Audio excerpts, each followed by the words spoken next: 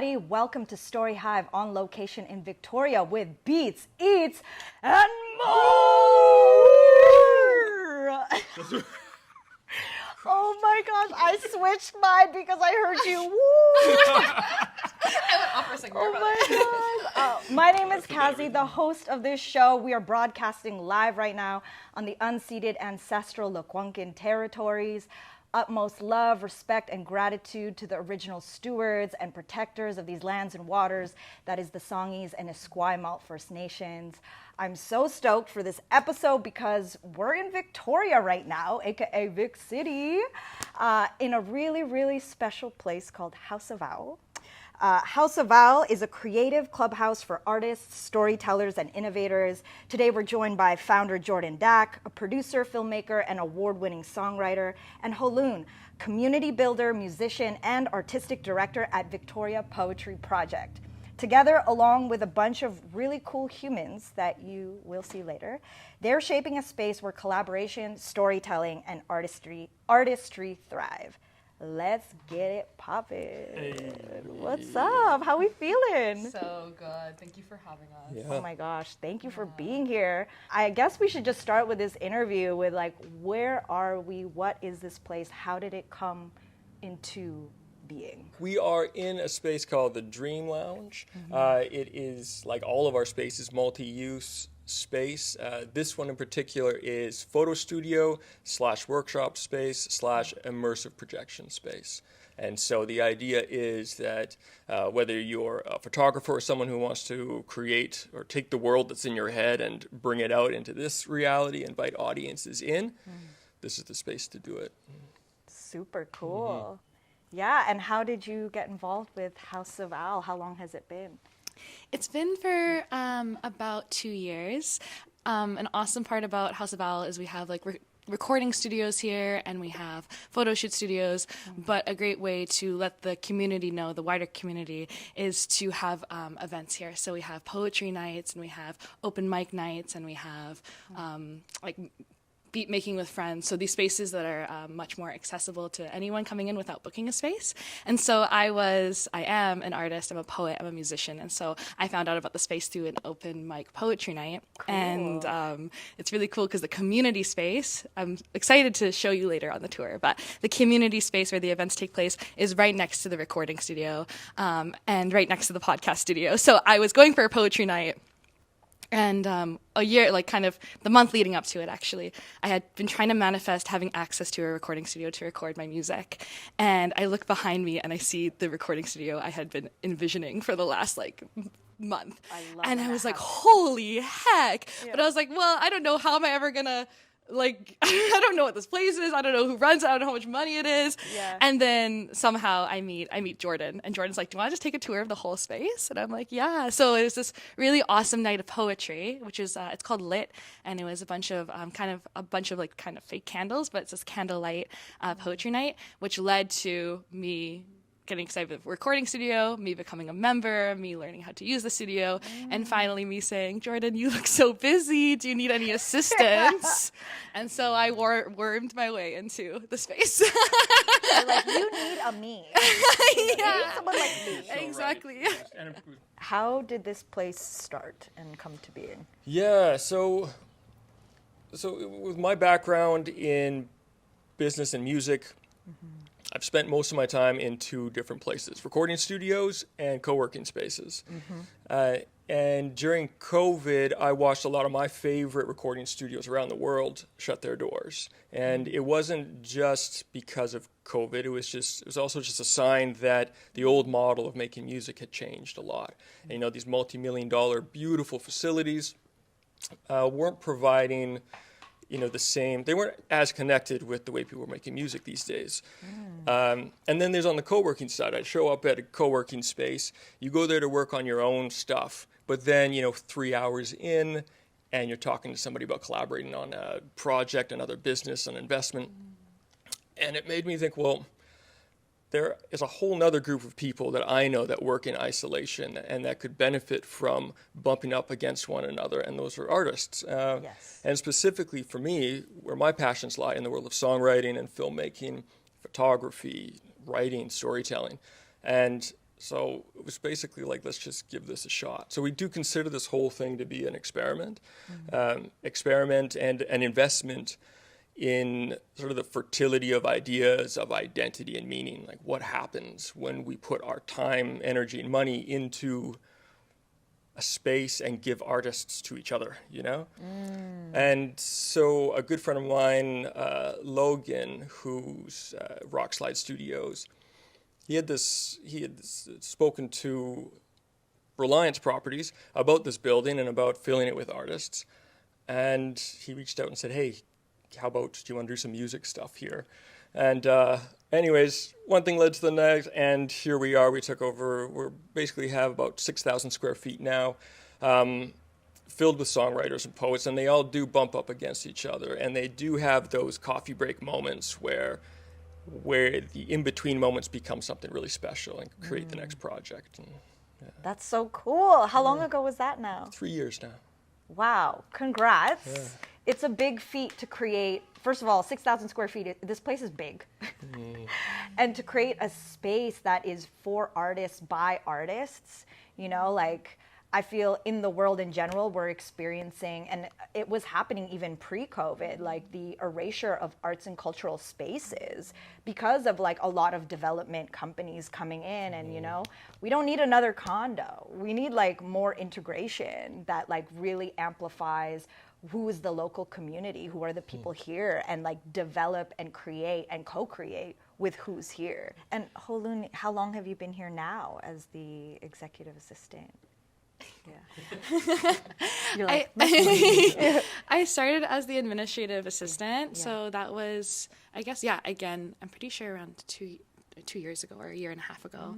And then after a few months, I was like, can I be the executive assistant? Because I want to just wear all the hats. I want a wardrobe of hats, please. Yes. I like really multitasking. I love that there's just like a branch and so many different blossoms, you know? And I'm like, I see that it's all connected. And everyone's like, well, there's so many blossoms. And I'm like, yeah, isn't that awesome?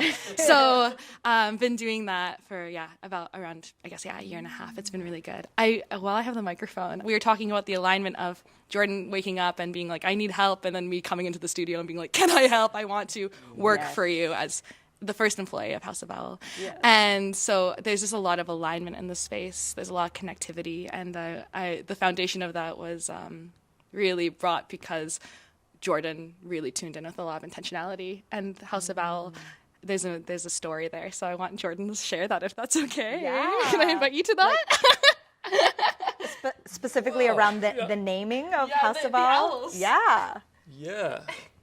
It was a very sacred experience for me during a time in my life that was fairly absent of sacred experiences, and it was a turning point for me that owls started showing up everywhere, you know. And for some people, maybe they see owls all the time, and this is just. But for me, that had never been part of my experience, and within 5 days, 3 owls showed up within 1 or 2 feet from where I was standing. And, you know, I'm not sure exactly, or I didn't know exactly at that point how I felt about the universe sending messages. I think in conversations I probably would have said, I totally believe that, but internally I would be suspicious. And now it's very clear to me that that is a thing. They carried a message with them. And it still took me a while to figure out what that message was. And but what the message ended up being at the end of the day, and it was a very personal message at first, was that it was time to listen to your heart again. And I'd spent decades listening to every other part. And so at that point, it was a commitment to those messengers, and that I was going to follow my heart no matter what, and regardless of the risks. And honestly, there's so much risk in building a place like this. Absolutely. Yeah, and so I think there needed to be an experience like that to really allow those risks to be taken. Yeah, solidify trust. Yeah, exactly. And just know that, well, you know, on those hard days where everything doesn't seem to be working, you can still go, no, I said I was going to do this. I was going to follow my heart no matter what. And no matter what is a big statement, right, if you actually mean it. Yeah, it's true. Right? We can just say no matter what, But when you really mean no matter what, whew, like, Yeah. that's real, you know? Yeah. And so, and of course, that's not the only thing that's been going on. And, like, the strength of my commitment to this space isn't what created it, it's just what's kept me around. But the community, like, if we didn't have all these people showing up every day, you know, pitching in, sharing their gear, their wisdom, their experience, then none of this would have been happening. I'd still be here because I made that commitment, but I'd be just sitting in an empty room, you know. So yeah. I'm curious to know, you know, it's been 3 years now, you know, starting House of Owl. Is there anything that surprised you from what has emerged from the creation of this space, either in terms of like community or like what this space has facilitated, or even learnings within yourself? Like what has surprised you? I think what has surprised me is that just knowing I've grown up in Victoria, born and raised, and I've had this belief that if we just had more infrastructure, we could do so much more. But again, it's one of those things that I'm like, I'm pretty sure, I'm not certain. But I've been helping Deb Bellino, who is Sass and Smalls Talk, her podcast, and doing that podcast production and bringing the team in and just bringing it in with like intentionality. These stories that she shares is about burnout and being a parent and helping parents with disability and helping children with disability and just being a support in that way and being like, this is art, but these are always also stories that need to be told, and they are only told because we have this infrastructure in place. Like that material progress is necessary. And I love becoming that bridge of like, how do we make that more accessible, or how do we teach how to use this equipment? And I just think I don't know if it's surprising, but it's just very like eye-opening to see like how beautiful the art can become, how beautiful the stories can become, how we are uplifting the stories of marginalized peoples or like equity deserving peoples. These stories of like being a support to children and parents in that way, they deserve to be heard. So how can art really be this activation of storytelling, and how can how the infrastructure is necessary to support that, which makes you more committed to how do we take care of a space, how do we take care of curating a space, how do we these things that Jordan and his wife Scarlett have been very intentional with, like making the space so beautiful that it inspires people as well to be more comfortable to tell their stories. How important that is, because we don't really have that in Victoria. We have recording studios here or cafes there, but it hasn't been curated for the comfortability of the artist. And when the artists are comfortable, then they can tell their stories. Then the art no longer becomes a product as much as a channel for storytelling. And that's what we need more right now. For your own personal artistic journey and creativity, how has this space now helped foster your growth? I think the part of community building is a thing, and I think that mixed in with the intentionality of like, oh, I felt the sign, I felt to follow my heart. It really, Jordan has that, and it attracts other people who are like, I also had a sign to be here. So there's this like frequency of like, I'm meant to be here, this intentionality of being here. And then, then there's this belief in one another in that, and this belief in what we're creating. Like I'm writing songs, or we have this event called Song Owl, for example. Kurt Lowen hosts, and we go in a circle and we share the songs we're writing, and I get stuck in myself. I'm like, the song isn't, it's not finished. It's so raw. Like it's not done.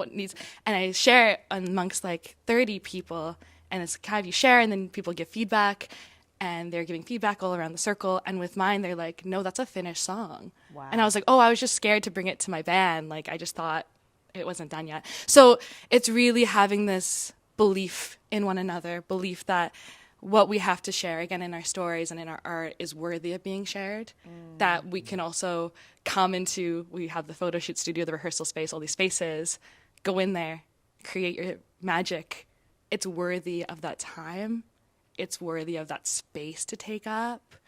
And if you run into someone at the hall and you're like, I'm going to write the song, they're like, that's awesome. That's so cool. And there's not many spaces, you know, I was really wanting to go to music school for the Conservatory of Music, but it didn't fit me. I've been homeschooled my whole life, and it didn't fit what I wanted to do. Again, creating it more as a product I really just wanted a supportive community, and that's really, Haus of Owl has helped me take those extra risks. So through my time at Haus of Owl, I've been able to start a band. That band has been able to meet here. That band has been able to rehearse here. That band has been able to do photo shoots here. I was talking with someone at a dinner party, and they're like, there's a band that came out of Haus of Owl. And I was like, I've never heard that an artist came out of Haus of Owl. Who are you talking about? And they're like, Luna Land. And I was like, that's me.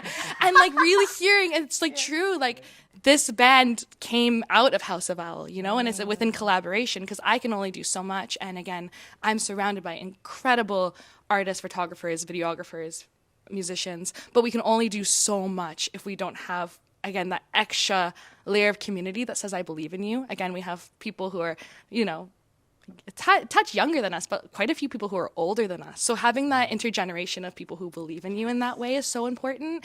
But also, again, like the infrastructure, also, again, like, what if you added this? Also, again, oh, you should have that just the way it is. I just think that it's just really like skyrocketed for me to be able to actually take those chances, take those risks, and not feel so damn scared of it. Because even if I feel scared, or I felt like, oh, that gig didn't, the next day, I can brag about it, and there's so much space to brag about it, and there's so much space to I think it's really just the people that have changed me. The people have changed me. The spaces changed me. Yeah, I don't know if that answers. That's so many words. No, that's incredible. I also love that you talked about this space being intergenerational. Like when I think of community, I do think of multiple generations. Yeah. It's the hip hop philosophy of each one teach one. You know, like I'm all about the multi-generational litness, as I've been saying from time and on this show. Because you do need that like affirmation from those who've come before, but then they're also equally getting inspired, as am I. I'm in my auntie generation, and I'm inspired by the younger generation where I'm like, y'all are doing it better than we ever could. Yeah. If we just took this whole thing on as, in a way, a standard project, or let's build a business or something like that, I think it would have failed already. But we discovered that it's not a co-working space, it's not even just a community, it's an ecosystem that we're building. And we're ecosystem builders in as much a way that one can build an ecosystem. You know, an ecosystem also nourishes itself. Yes. And trying to create a space primed for self-nourishment is, I think, probably the greatest challenge I've ever been a part of. But it's also, it changes the way that you think about spaces and people and community.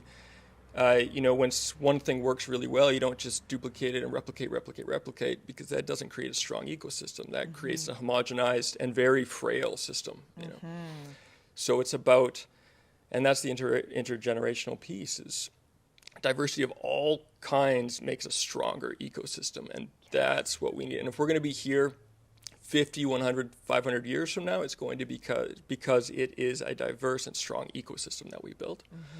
And that is it.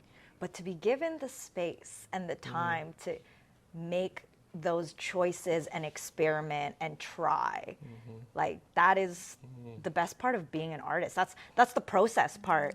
You know what I mean? When I talk to most artists, it's like we actually enjoy the process way more than the end product.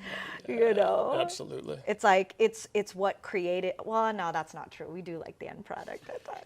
Yeah. Well, you guys have end products? Yeah. Hey, tell me about that. Oh man, I feel like we should tour the space now. Like now you got me hype. Now I want to see more. Yeah.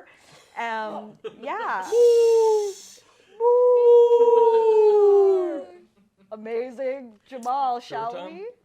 So you mentioned again this space that we're in right now. What is it called and what do we use it for?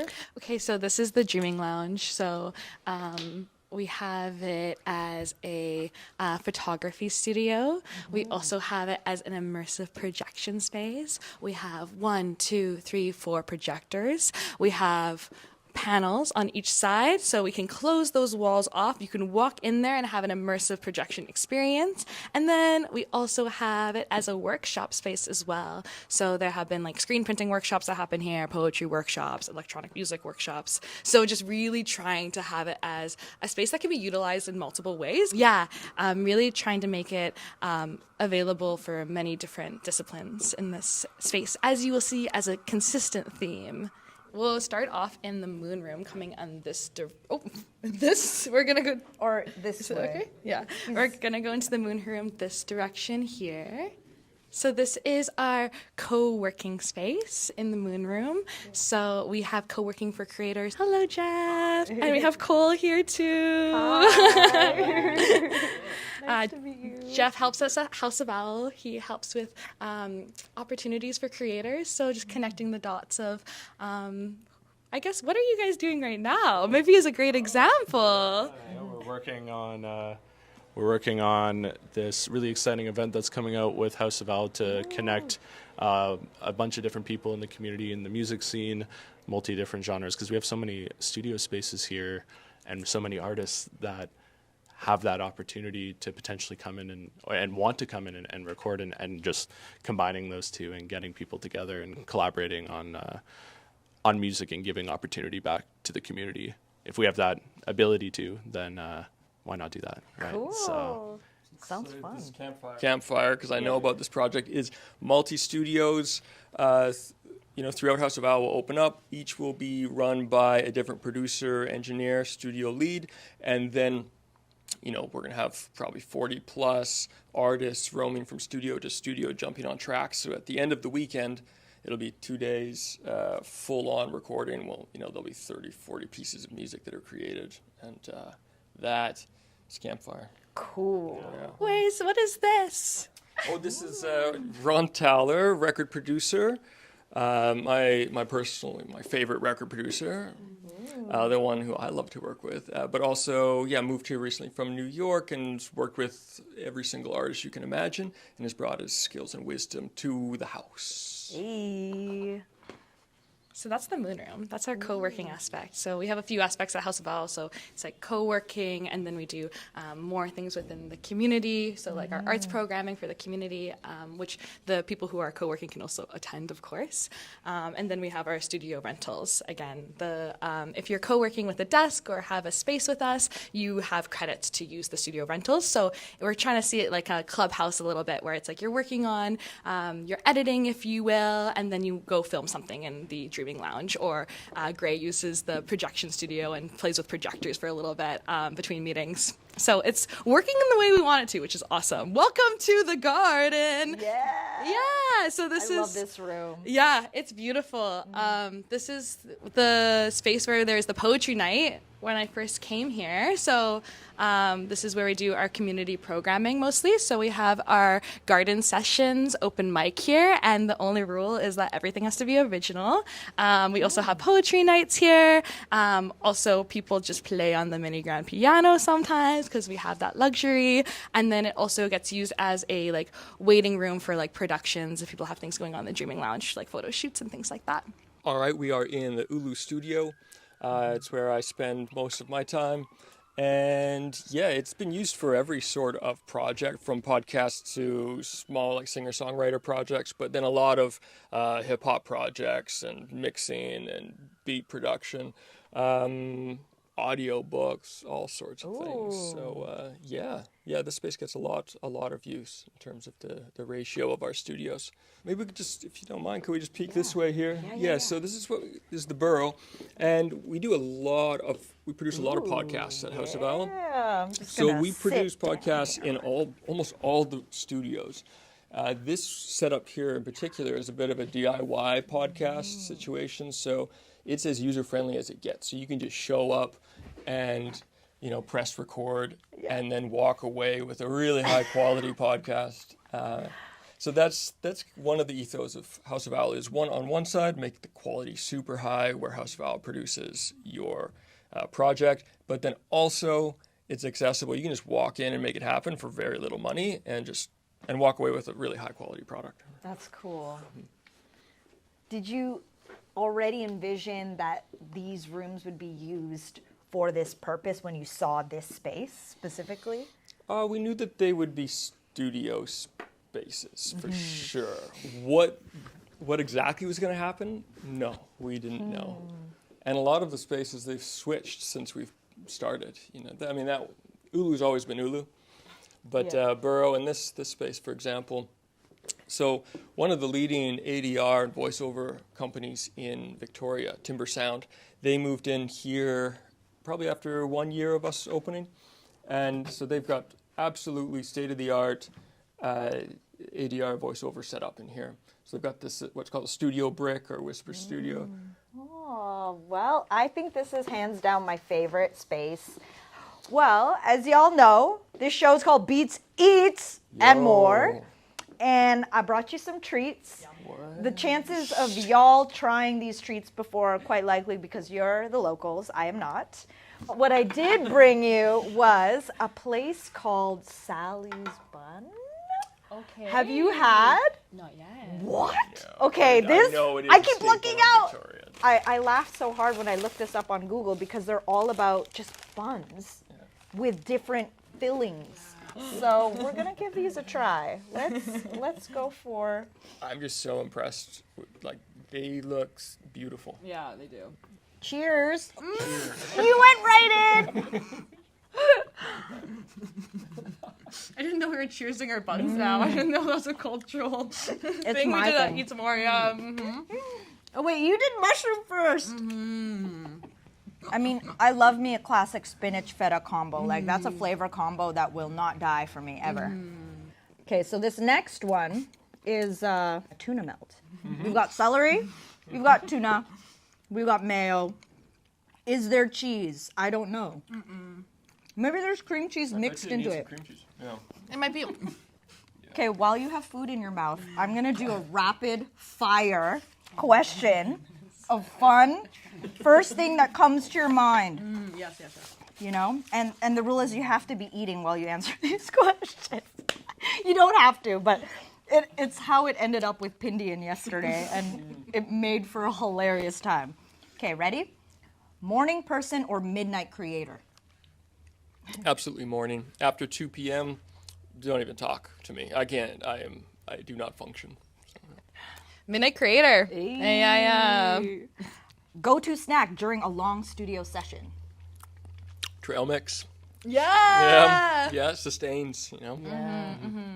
This is bad. It's not good for my vocals, but vegan gummies. Because of the stickiness? Yeah. But the vegan ones. Yeah.